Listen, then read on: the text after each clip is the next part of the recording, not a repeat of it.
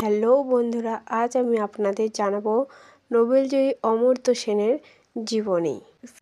দরিদ্র, খেটে খাওয়া, বঞ্চিত, শোষিত মানুষেরা কী করে জীবনযাত্রার মান বাড়াতে পারবে, কী করে একটু সুখের মুখ দেখবে, এই ছিল অমর্ত্য সেনের সারা জীবনের সাধনা।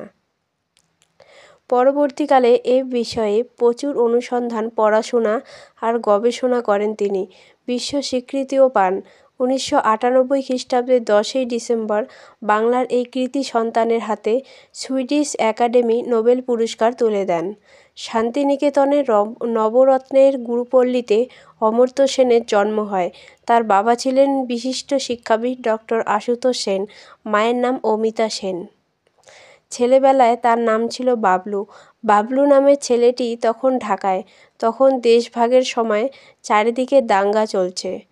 একদিন বাবলু দেখল তাদের বাড়ির সামনে কাদের মিয়া নামে একজন লোক ছুরিবিদ্ধ অবস্থায় ছটফট করছে। রক্তে ভেসে গেছে তার চারপাশ।